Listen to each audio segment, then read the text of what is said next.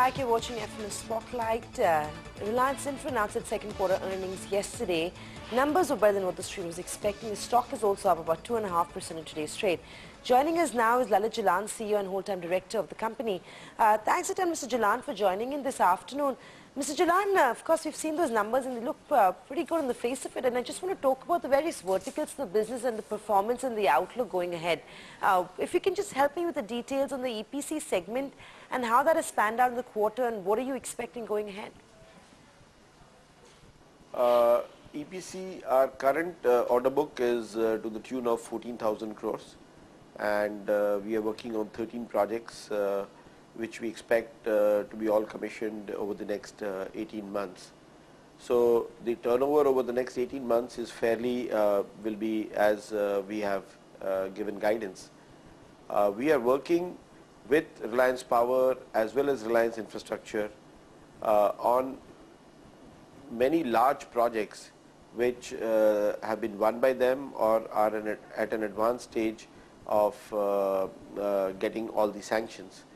And these projects, as and when they come, subject to our winning them successfully, would add a very, very substantial jump to our order book. And many of these projects, like the Thalaiya project or the Krishnapatnam project or the Sasan expansion, we are in advanced discussion with our colleagues at Reliance Power. So Jalan, let's also talk about the power space. How did distribution and transmission fare this time around? So let me look at distribution business in two pieces. One piece is my existing business, where we are already India's largest private sector distribution company, supplying power to two out of three homes in Bombay and 2 out of 3 homes in Delhi. We are almost 50% of the total private sector in distribution.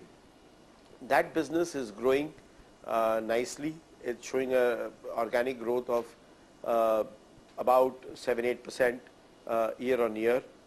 The load is growing, so as a result of which you have to do capital expenditure to take care of the growth, and we can see on a regular business 8 to 10% growth in EBITDA margins in these businesses going forward. That's the steady state business.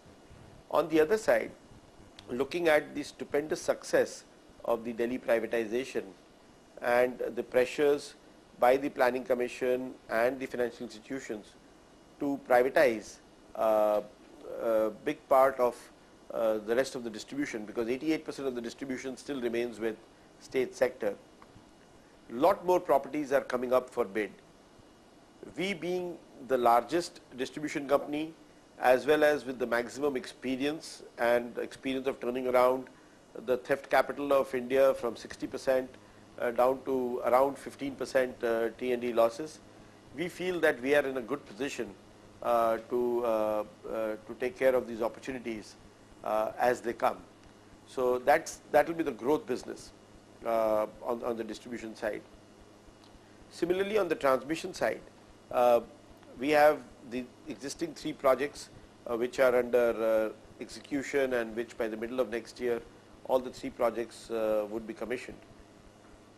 In transmission now, as per the new guidelines, all new transmission projects will be put to competitive bid, and the central transmission utility, they have identified about 10,000 crores worth of such projects which will be put out to bid. We evaluate all these opportunities based on their attractiveness, and we will appropriately bid for them. Here again, being the largest private sector transmission company and with experience of so many years, gives us a head start over rest of the competition. Mr. Jalan, what is the outlook specifically on the road assets, and are you looking at increasing exposure in this space? Roads, we are very proud of the portfolio of roads that we have built with a great amount of care.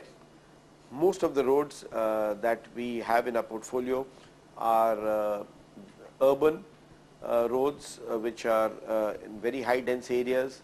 They are connecting cities like Pune, Bangalore, Delhi, Gurgaon. They are mostly in Golden Quadrilateral or the east-west routes. And these roads, these are 11 projects which we had won, and all of them are under execution now. 8 have become revenue operational. 2 more will become revenue operational by the end of this financial year. And by the end of next financial year, all the 11 road projects will be revenue operational. We have built these projects with a lot of care, with superior economics, next to urban centers. So we are very hopeful of our economics over the next 20-25 years as we go forward. So Jalan, is there any possibility of any one-time write-off on the ceiling project as well? The seeding project has been in discussion with MSRDC for a very long period, and for reasons which where the condition precedents for the line for the sealing could not be completed by MSRDC, we have mutually agreed to terminate this line, and owing to which we went for an arbitration process with a retired High Court judge, and he said that given the conditions, we were fully ready to start the construction of this ceiling, that we should part ways amicably at no cost to each other. We have taken the views of the Honorable Attorney General of India, and he has agreed with the views by the High Court judge, and the papers are now signed by both the boards, and they are with the Cabinet Committee at Government of Maharashtra.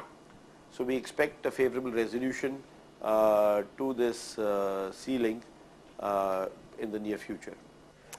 Very lastly, Mr. Jalan, what is the outlook on orders, and how do you see growth on top line and bottom line going ahead? If you look at Reliance Infrastructure, I mean, one of the key issues which all analysts and viewers had was the issue of execution, and we have addressed all the people on our execution capacity very effectively. Our roads are coming in execution, our metros are coming in execution, our transmission lines are getting ready. So as these projects get completed, by the end of next financial year, most of our projects will be revenue operational. The reverse cash flows start. Our balance sheet is very, very robust. We are at 0.68 to 1 debt equity ratio, which makes us the healthiest balance sheet in the sector. We are then in a position to look at new opportunities in a very, very good frame of mind, because our competition is being saddled with very, very hard balance sheets today, and there are many more projects which are under execution. So we'll be in a very good position. So we are very hopeful as we see forward. Right, thanks to Mr. Jalan, and of course good luck with business going ahead. Reliance Infra is in focus today, one of the top gainers on the Nifty as well. The stock trades over 2% higher. With that, it's a wrap on this edition of FNO Spotlight, but up next is lunch hour, so stay tuned.